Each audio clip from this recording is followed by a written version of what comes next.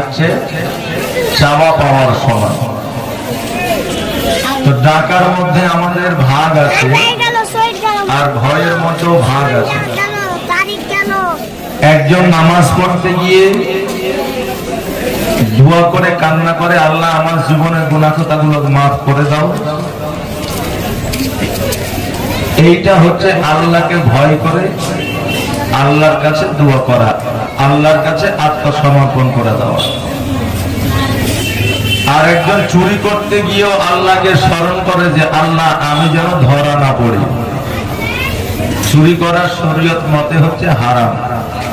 আর হারাম কাজ করতে গিয়ে যদি আল্লাহকে ডাকি তো আল্লাহকে দেখে ভয় করা হলো, কারণ আল্লাহ তো ওই কাজটাকে বারণ করেছে, তাহলে আল্লাহকে ভয় করা হলো না। এই জন্য আল্লাহ বলছেন যে আমাকে ভয় করার মতো করো। আমরা মানুষ সুদ খাওয়ার পরে মসজিদে গিয়ে তাসবিহ করি, আল্লাহ আল্লাহ করি, তাহলে ওই আল্লাহ আল্লাহ আল্লাহর দরবারে কবুল হবে না, কারণ সুদ খাওয়া যেহেতু হারাম। এক কথায় হারাম জিনিস আমরা খাওয়ার পরে, হারাম কাজে লিপ্ত থাকার পরেও আমরা যদি আল্লাহ আল্লাহ বলে ডাকি, আল্লাহ সাড়া দেবে না। আল্লাহ তাবারক তাআলা কাল কিয়ামতের দিনে হিসাব নেবেন। আমরা সাধারণ মানুষ, আমাদের যদি কেউ ক্ষতি করে, আমাকে যদি কেউ না মানে, তাহলে আমি আমার আয়ত্তে যত জিনিস আছে আমি তাকে দিব না। যে তুই আমাকে মানিস না, আমাকে গনিস না, তুই আমার প্রশংসা করিস না, আমার নাম বলিস না, তোকে কিছুই দিব না। কিন্তু আল্লাহ তাবারক তাআলা বলেন আমি বান্দাকে এত ভালোবাসি, বান্দাকে জগতের মধ্যে পাঠিয়েছি, তাকে রুজি দিব, অক্সিজেন দিব, তাকে হায়াত দিব, আরো কিছু দিব। কিন্তু আল্লাহ বলছেন যে বান্দারা যাই করবে, আমি বান্দাদের রুজি বন্ধ করব না, অক্সিজেন বন্ধ করব না, কিছুই বন্ধ করব না। কিয়ামতের দিন তাদের হিসাব আমি নিব।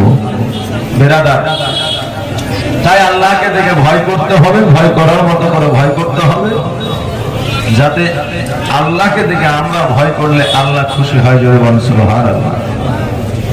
আর আল্লাহ বললেন সত্যবাদের সঙ্গ লাভ করা। সত্যবাদের সঙ্গ লাভ করলে সঠিক পথের প্রতীক হওয়া যায়। সত্যবাদের সঙ্গ লাভ করলে সত্যবাদী হওয়া যায়। সত্যবাদীর আপনার সঙ্গী হলে মদিনাতুল মুনাওয়ারা মদিনাওয়ালার সঙ্গে হয়ে যায়। জোরে বলেন সুবহানাল্লাহ। আর মদিনাওয়ালার সঙ্গে হয়ে গেলে আল্লাহ তাবারক তাআলার কাছে সমস্ত জায়গায় পরিত্রাণ পাওয়া যায়। জোরে বলেন সুবহানাল্লাহ। এই জন্য আল্লাহ বললেন সত্যবাদের সঙ্গ লাভ করো। আমরা এটা জানি যে কোরআনের আয়াত, আর আগে থেকে আমরা এটা জানি যে ভালোর সঙ্গে মিশলে ভালো হয় আর খারাপের সঙ্গে মিশলে খারাপ হয়।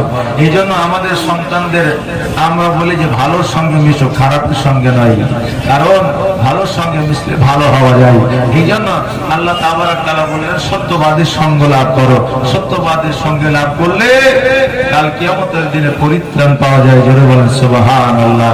বাবজি ভাইরা, রাসূলুল্লাহর জীবনে কিয়ামত পর্যন্ত বন্ধ হবে না। আজকে আপনার গ্রামে হয়তো শেষ হবে, কালকে আরেক গ্রামে শুরু হবে, আরেক গ্রামে হয়তো শেষ হবে, আরেক গ্রামে শুরু হবে। এইভাবে রাসূলের জীবনী কিয়ামত পর্যন্ত চলবে। আজকে রাসূলুল্লাহর নাম, আজকে রাসূলুল্লাহর মান, আজকে রাসূলুল্লাহর শান যে যতই মনে করুক যে ছোট করব, কিয়ামত পর্যন্ত ছোট করতে পারবে না, কারণ আমার নবীর মান ও ইজ্জত আমার আল্লাহ দিয়েছে। জোরে বলেন সুবহানাল্লাহ। কারণ ইজ্জতের মালিক আল্লাহ, বেইজ্জতের মালিক হলো আল্লাহ। আল্লাহ যদি কাউকে ইজ্জত দেয়, জগতের মানুষ যতই আপনার চেষ্টা করুক না কেন তাকে বেইজ্জত করতে পারবে না। আর আল্লাহ যদি কাউকে বেইজ্জত করে তো জগতে যতই টাকা পয়সা থাক না কেন তাকে ইজ্জত কেউ দিতে পারবে না। হয়তো কেউ আপনার টাকা পয়সা ওয়ালা আছে, ধন সম্পদ ওয়ালা আছে, ও হয়তো সামনে দিয়ে চলে যাবে। আর কিছু মানুষ আছে ভালো আছেন, যেমনই একটু ক্রস করে যাবার অমনি বলবে যে এর মতো হারামি দেশে একটাও নাই। হয়তো সামনে একটু হয়তো তাকে আদব করে, কারণ তার একটু ক্ষমতা আছে, প্রশাসনিক ক্ষমতা, পঞ্চায়েত ক্ষমতা, সামাজিক ক্ষমতা বা টাকা পয়সা আছে। এখন টাকা পয়সা যার আছে মরণ মাতাব্বর তো সেই মসজিদে নামাজ পড়ুক ইয়া না পড়ুক, মসজিদে যাক ইয়া না যাক, এটা আপনাদের এলাকায় নাই, সব এলাকায় এটা এখন চালু আছে। এমনও আছে যে পাক্কা সুদ করবো আবার মসজিদের সেক্রেটারি, জি এমনও আছে বাবজি ভাইরা। তাহলে আমাদের সমাজটা কোন জায়গায় গেছে বেরাদার? এটা মনে রাখতে হবে যে ও যতই হারাম কাজ করুক না কেন, টাকা যতই থাক না কেন, আল্লাহকে ইজ্জত দিবে না। সম্মুখে যদি কেউ সালাম আলাইকুম দেয়, জেনে নিতে হবে ওটা লোক দেখানোর জন্য, তার কাছে একটু ভালো হওয়ার জন্য। কিন্তু তার ওর যেমনই সাইড কেটে ক্রস করে চলে যাবে, অমনি ওর বদনাম শুরু করবে যে এর মতো বদনাম জগতে আর কেউ নাই। কথা কি আমার বুঝতে পারলেন? তাহলে ইজ্জত আল্লাহ যাকে দেয় সেই একমাত্র ইজ্জত পায়। আল্লাহ যাকে বেইজ্জত করে সে জীবনে কোনোদিন ইজ্জত পায় না। তো আমার নবীর শান মান আমার আল্লাহ দিয়েছে, আল্লাহ বাড়িয়েছে। জগতের মানুষ যতই চেষ্টা করুক না কেন, যতই কোশিশ করুক না কেন, নবীজির মান ও সম্মান কি কিয়ামত পর্যন্ত নিচু করতে পারবে না। জোরে বলেন সুবহানাল্লাহ। বাবজি ভাইরা, আজকে আমরা তো প্রতিষ্ঠিত, আজকে আমরা ইসলাম ধর্ম গ্রহণ করেছি, আজকে আমরা শরীয়ত মানি, আজকে আমরা ওলি মানি, আজকে আমরা নামাজ পড়ি, আজকে আমরা রোজা করি। এখন কেউ বাধা দেওয়ার মতো কেউ নাই, বাধা আমাদের দেয় না। কিন্তু আমার নবীজি যখন ধর্ম প্রচার করতেন তখন কিন্তু আপনার প্রকাশ্যে নামাজ পড়তে পারতেন না, প্রকাশ্যে ইসলামের প্রচার করতে পারতেন না। কাফিরদের আপনার অত্যাচারী, তারপরেও আমার নবীকে দমন করতে পারে নাই। আর এখন দমন করা কি সম্ভব হবে? হবে না। মুসলমানের প্রতি যতই অত্যাচার হবে, ইসলামের প্রচার ও প্রসার ততই বেশি হবে। আর আমার নবী বলেছেন মুসলিমদের প্রতি যত অত্যাচার হবে এতে মুসলিমদেরই উপকার, কারণ এদের ঈমানটা তত মজবুত, তরু ও তাজা হবে। জোরে বলেন সুবহানাল্লাহ। যাদের প্রতি অত্যাচার হবে তাদের ঈমানটা তরু ও তাজা হবে তত বেশি। এই জন্য মুসলিমদের প্রতি অত্যাচার আজকে নয়, আব্বাল থেকে নিয়ে শুরু, এখনো চলছে, কিয়ামত পর্যন্ত চলবে। আল্লাহ তাবারাক তাআলা আমাদের ঈমান ও আমল আপনার বজায় রাখার তৌফিক যেন দান করেন। সকলে বলেন আমিন সুম্মা আমিন। আমাদের ভাইরা,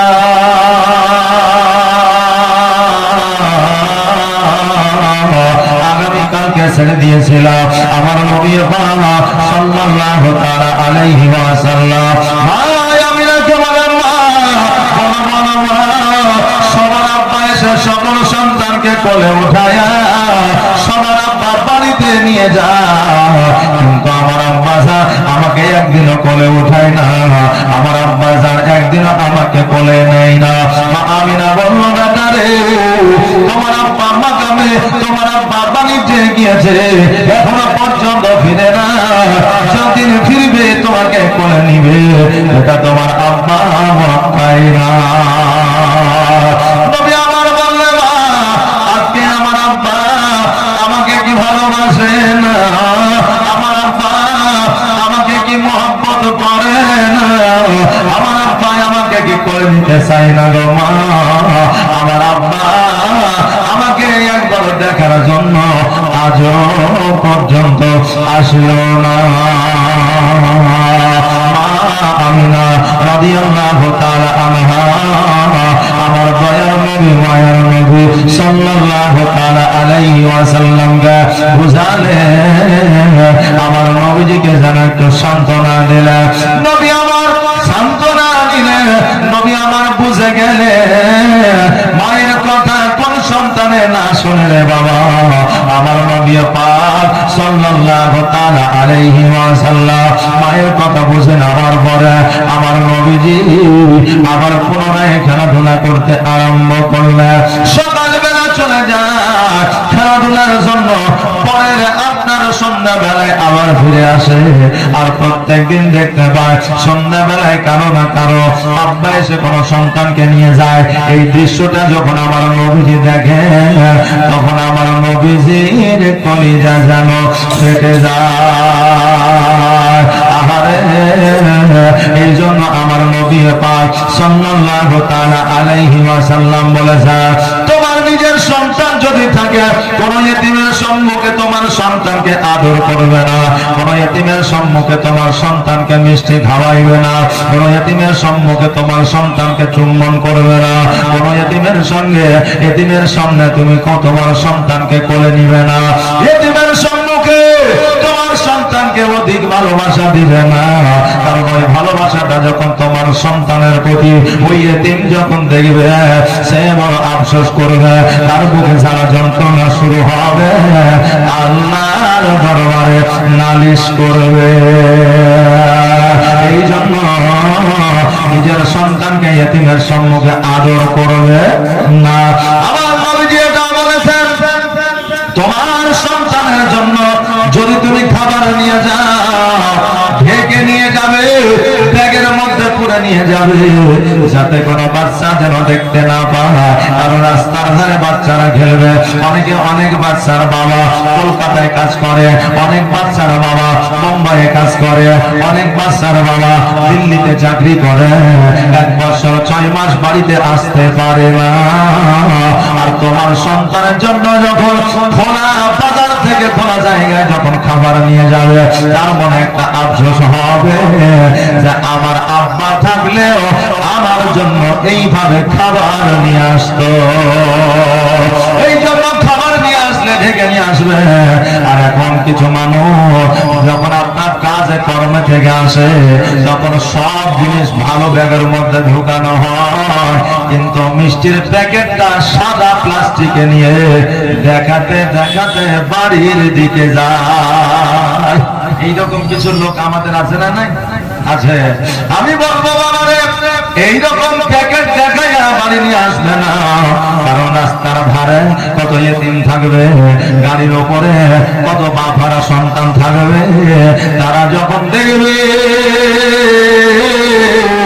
তাদের মনটা পড়বে, তারা আল্লাহর দরবারে নালিশ করবে। আমার আল্লাহ পাক রব্বুল আলামিন তার গুনার খাতায় গুনাহ লিপিবদ্ধ করবে। অতএব সন্তানের জন্য খাবার আনবে, লুকায়িত ছুপায়িত ভাবে ব্যাগের মধ্যে নিয়ে আসবে। পাড়া প্রতিবেশী সন্তান, কোন মহিলা, কোন নারী, কোন বড় যেন দেখতে না পায়। আল্লাহর নবীজি সকল বাচ্চাদের আব্বাদের যখন দেখলো, আমার নবীজি চিন্তা করলো, আল্লাহ গো, আমার আব্বা আমাকে কেন কোলে নেয় না, আমার আব্বা আমাকে দেখার জন্য কেন আসে না, আমার আব্বা আমাকে বাবা বলে কোনদিন কোলে ওঠে নেয় না। আজকে আমার মাকে গিয়ে বলবো, মা আমার আব্বা কোথায় আছে, আমার আব্বা কেন আমাকে কোলে নেয় না, আমার আব্বা আমাকে দেখার জন্য কেন আসে না, আমার আব্বা কেন আমাকে দেখতে আসে না। মা গো, আজকে মাকে গিয়ে বলবো আমার আব্বা কোথায় আছে বলে দাও। যতক্ষণ পর্যন্ত না বলবে, আমি অতক্ষণ পর্যন্ত মায়ের আঁচল ছাড়ব না। নবী আমার মা আমিনার কাছে পৌঁছায় গেলে, আমিনার কাছে পৌঁছায় যাওয়ার পরে আমিনা বলতেছে, বেটা মুহাম্মদ, তোমার চোখে কেন পানি, তোমাকে কেউ বকা দিয়েছে, তোমাকে কি কেউ মেরেছে, তোমার সঙ্গে কে কি ঝগড়া করেছে? নবী আমার বললেন, মা গো, আমি নবী, আমার সঙ্গে কেউ ঝামেলা করবে না, আমি নবী, আমাকে কেউ মারবে না, আমি কাউকে মারবো না। মা, আমার চোখে পানি এই জন্য গো মা, সবার আব্বা সবার সন্তানকে কোলে নেয়, আমার আব্বা আমাকে একটিবারের জন্য কোলে নেয় না। মা, আজকে বলো আমার আব্বা কোথায় আছে, যতক্ষণ পর্যন্ত না বলবা আমি অতক্ষণ পর্যন্ত তোমাকে আমি ছাড়ব না। আমি দুই চোখের পানি ছেড়ে দিয়ে কান্দে, আল্লাহকে বলে, আল্লাহ গো, আমার সন্তান এমন প্রশ্ন করেছে, এই প্রশ্নের উত্তর আমি কেমন করে দিব? আল্লাহ, আজকে আমার সন্তানের প্রশ্নের আগে কেন আমার মহৎ কেন হলো না? আজকে আমার সন্তানকে যখন বলবো, বেটা রে, তোমার আব্বা জগতের মধ্যে না, তোমার আব্বা এই জগৎ ছেড়ে কোনো জগৎ গমন করেছে, তোমার আব্বা তোমাকে আর জীবনে কোনোদিন কোলে নিবে না, তোমার আব্বা জীবনে কোনোদিন তোমার কপালে চুম্বন করবে না, জীবনে তোমার জন্য খাবার নিয়ে আসবে না। এই কথা যখন আমার সন্তানকে বলবো, আমার মহৎ কষ্ট পেয়ে যাবে। আর আমার বেটা যদি কষ্ট পেয়ে যায়, আমি না আমি মা বললেন বেটা রে আগামী কালকে তোমার আব্বার কথাটা বলবো, আজকে না হয় বাদ দাও। নবী আমার বলল মা আজকে ওয়াদা করেছি যতক্ষণ পর্যন্ত আমার আব্বা কোথায় আছে না বলবা আমি ততক্ষণ পর্যন্ত আমি তোমার গলা ছাড়বো না। আমার নবীজি আমার মা আমিনাকে বলে মা আমার আব্বা কোথায় আছে গো, যতক্ষণ পর্যন্ত না বলবা আমি ততক্ষণ পর্যন্ত তোমার গলা ছাড়বো না, ততক্ষণ পর্যন্ত তোমার আঁচল আমি ছাড়বো না। মা গো দয়া করে একটু বলো আমার আব্বা কোথায় আছে, কি অবস্থায় আছে, আমার আব্বা কোথায় আছে গো মা একবার বলো। আমি আমার আব্বা জানে কথাটা শুনতে চাই। আমার আমিনা বলতেছে বেটা রে আজকে শোনে না শোনে না, তুমি যখন চিৎ করেছো বেটা আজকে তোমার কাছ থেকে আমি লুকাবো না, আজকে তোমার কাছ থেকে আমি আড়াল করবো না, আজকে তোমার কাছ থেকে তোমার আব্বা জানের কথা সুপায়িত রাখবো না। শোনো বেটা তোমার আব্বা ব্যবসা করার জন্য সিরিয়ার বুকে গিয়েছিল, মাকামে আব্বা অসুস্থ হয়েছিল, আর ওই মাকামে আবহাওয়া তোমার আব্বা এই জগৎ ছেড়ে পর জগৎ গমন করেছে। তোমার আব্বা আর জগতের মধ্যে বেঁচে নাই, তোমার আব্বা আর জগতের মধ্যে না। মোহাম্মদ তোমার আব্বা জীবনে আর কোনদিন তোমাকে কোলে নিবে না, তোমার আব্বা তোমাকে আর কোনদিন তোমার গোসল বানাইয়া দেবে না, তোমার আব্বা তোমাকে কাঁধে নেবে না, তোমার আব্বা তোমার জন্য খাবার নিয়ে আসবে না, কারণ তোমার আব্বা জগতের মধ্যে নাই, পরজগৎ গমন করেছে। সঙ্গে সঙ্গে আমার নবীজি দুই চোখের পানি ছেড়ে দিয়ে অসাধারণে কান্না করতে আরম্ভ করেছে। মা আমার আব্বা এই জগতে নাই, পরজগৎ চলে গেছে, আগে তো কোনোদিন আমাকে বলো নাই। মা গো আজকে আমার আব্বা যেই জায়গা মাকামে আব্বা আরাম করতেছে মা আমি আমার আব্বা জানের কবরখানা একবার জিয়ারত করতে চাই, জোরে বলুন সুবহানাল্লাহ। আমি না বললো বেটা মোহাম্মদ আমার যেদিন বিবাহ হয়েছে মদিনা থেকে মক্কায় এসেছি রে বেটা, সেই দিন থেকে আর জীবনে কোনোদিন বাড়ি থেকে বাইরে হয় না, জীবনে কোনোদিন বেপরদা আমি বাড়ি থেকে কোনোদিন বাইরে যাই না, বাইরে যাওয়া তো দূরের কথা আমি জীবনে কোনোদিন বাপের বাড়ি যাই না। যেহেতু তোমার আব্বা না আমি কার সঙ্গে যাব, আমার আব্বা তোমার আব্বা না সেহেতু আমি কার সঙ্গে যাব, আমার প্রাণের স্বামী আমাকে ছেড়ে বড় জগৎ গমন করেছে, এই জন্য আমি স্বামীর শোকে আমি সব কিছু বিলীন করে দিয়েছি, জোরে বলেন সুবহানাল্লাহ। নবী আমার বললেন মা আজকে আমার আব্বাকে আমি দেখি নাই গো মা, তবে আমার আব্বা জানে কবরটা আমি জিয়ারত করতে চাই। আমি না বললো বেটা রে আজকে তোমার আব্বা জানে কবরটা তুমি জিয়ারত করবে, তোমার হক আছে ঠিকই, কিন্তু তোমার দাদা আব্দুল মুত্তালিব যতক্ষণ পর্যন্ত আদেশ না দিবে, যতক্ষণ পর্যন্ত অর্ডার না দিবে, ততক্ষণ পর্যন্ত আমি মাকামে আবুয়ায় যেতে পারবো না। আরে বাবা বৌমা কাকে বলে একবার দেখে, স্বামী না শ্বশুরের কথা আদেশ না পাইলে বাড়ি ছেড়ে কোথাও যাবে না। আর আজকে আমাদের মা বোনেরা স্বামী আছে বিদেশে, ফোন করে বলে দিলা আমি বাপের বাড়ি যাব, স্বামী বললে তোমার মন যদি চাই তুমি যাও, এদিকে শ্বশুর আছে শাশুড়ি আছে, তাদের বলার প্রয়োজন মনে করে না, বের হয়ে বাপের বাড়ি চলে যায়।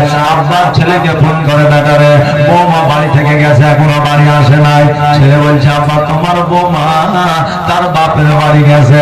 আহারে জামানা শ্বশুর শাশুড়ি জানে না আমার বাড়ি থেকে তার বাপের বাড়ি গেছে।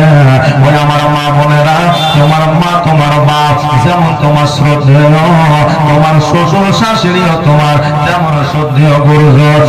বাড়ি থেকে যদি বাপের বাড়ি যাও অবশ্যই তোমার শ্বশুর শাশুড়িকে বলে যাবে। আমি না বললাম বেটা মোহাম্মদ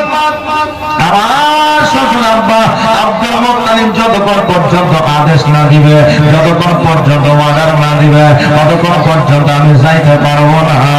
আমার নবীজি বলল, মা গো, আমার দাদুর কাছ থেকে অর্ডার নেওয়ার দায়িত্বখানা আমার, তুমি আমাকে দায়িত্বটা দিয়ে দাও। কারণ হইল মানুষ দেখবেন লাতি নাতিনার পোতা পুতিনকে বেশি ভালোবাসে, ভালোবাসে না? লাতি নাতিন পোতা পুতিনকে ভালোবাসে। এখন তো বাড়ি ঢোকার রাস্তা হলো সবচাইতে বড় আপনার পোতা। বাড়ি দখল করার একটা রাস্তা বাপ মায়ের যেটা হলো তার সন্তান, অর্থাৎ তার বাপ মায়ের পোতা। কারণ আপনার লাভ ম্যারেজ বিয়ে করেছে, এদিকে বাপও মেনে নেয়নি, মাও মেনে নেয়নি। আপনার অন্য জায়গায় বসবাস করে কোনো বন্ধুর বাড়িতে বা কোনো বান্ধবীর বাড়িতে বা কোনো হয়তো আপনার হোটেলে, এবার যখন একটা লাতি বা পুতিন, যখন একটা পোতা বা পুতিন হয়, তখন আপনার খবরটা দেয় যে আব্বা তোমার পোতা হয়ে আছে। তখন বেটার উপরে মহব্বত তো নাই, পোতার মহব্বত হলে বেটা তো আর হোটেলে থাকতে হবে না, বাড়ি চলে আমার পোতার লাগে আমার পেট খান পুড়ছে, বলে কি বলে না? এইরকম অনেক ইতিহাস আছে যে পোতার জন্য বেটাকে মেনে নিয়েছি, না হলে ওকে জীবনও মানতুক না। এটাই একমাত্র একটা রাস্তা। কিন্তু পোতার চেয়ে বেটার চাইতে কি পোতার উপরে মহব্বত বেশি হয় না? কিন্তু মহব্বতটা বেশি করে পোতা এবং পুতিনকে।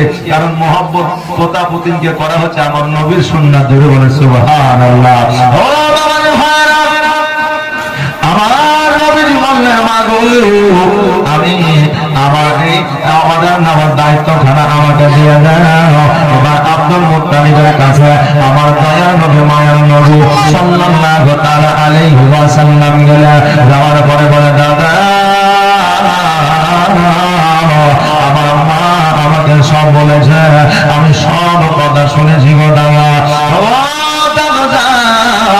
আজকে আমার আব্বা না মাকামে আব্বা শুয়ে আছে, ও দাদা আমাকে একবার অর্ডার দিয়ে দাও, আদেশ দিয়ে দাও, আমি আমার আব্বা জানের কবরটা জিয়ারত করতে যাই।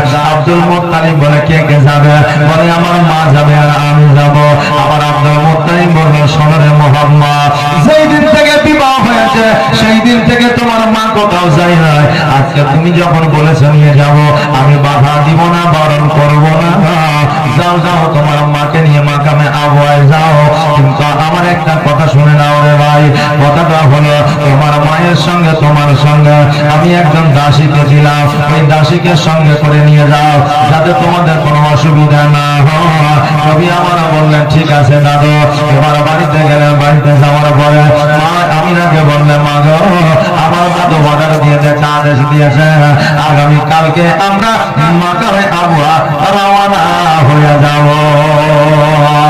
সকাল হয়েছে, আপনার ব্যাগ পত্র গোছায় নিয়েছে, গোছায় নেওয়ার পরে এবারে জানো মুখের কাছে এসে হাজির হয়েছে, দাসী এসে হাজির হয়েছে। এবার দাসী এসে যখন হাজির হয়েছে, রে বাবা, আমার আব্দুল মুত্তালিব ওই কাবা ঘরে হিলান দিয়ে যারা ডুকরে ডুকরে কান্না করতেছে। আমিনা রাদিয়াল্লাহু তাআলা আনহা বলে, আব্বা গো, আজকে আপনি এইভাবে কান্না করেন কেন? ও আব্বা, আপনি যদি এইভাবে কান্না করেন, আমি মাকামে আব্বা যাব না, আমি বাড়িতে থাকবো, আপনি কান্না করিয়েন না। আমার আব্দুল মুত্তালিব বলল, ও মা আমিনা, আজকে তোমাকে যেতে বারণ করি না রে মা, আজকে তোমার যাওয়ার জন্য কাঁদি না। আমি আমার পোতা মুহাম্মদকে আমি একবার না দেখে থাকতে পারি না। অতএব আমার মুহাম্মদকে নিয়ে যাচ্ছ, যাও, তবে খবরদার এক সপ্তাহ বেশি যেন করিও না। তবে আমি না শোনো, তোমার বিবাহ হয়েছে সেই দিন থেকে তুমি তোমার বাপের বাড়ি যাও না। আজকে মাকামে আব্বা যখন যাবে, তার উপরে তার আগে মদিনাতুল মুনাওয়ারা পড়বে। ওই মদিনাতুল মুনাওয়ারায় তোমার আব্বার সঙ্গে একবার সাক্ষাৎ করে নিও। ওই মদিনাতে তোমার মায়ের সঙ্গে একবার সাক্ষাৎ করে নিও। তোমার মায়ের বাড়িতে একবার উঠে যেও, তোমার মা বাবাকে একবার দেখে নিও। তারপরে মাকামে আব্বা দিয়ে আমার বাড়িতে আসিও। আমি না বললাম আব্বা গো আমি আপনাকে কথা দিলাম 1 সপ্তাহ বেশি হবে না, আমি এটাও কথা দিলাম আমি মদিনায় গিয়ে আব্বার সঙ্গে দেখা সাক্ষাৎ করব, মায়ের সঙ্গে দেখা সাক্ষাৎ করব, আমি এটাও আপনাকে কথা দিলাম। দাসীকে নিয়ে মা আমিনা রাদিয়াল্লাহু তাআলা আনহা আমার নবীজিকে নিয়ে উটের পৃষ্ঠে যেন আপনার চেপে গেলেন, আর উটের পৃষ্ঠে আপনার চেপে যাওয়ার পরে লাগামখানা যেন ধরে টান দিলেন আর মদিনার দিকে যেন রওনা দিলেন।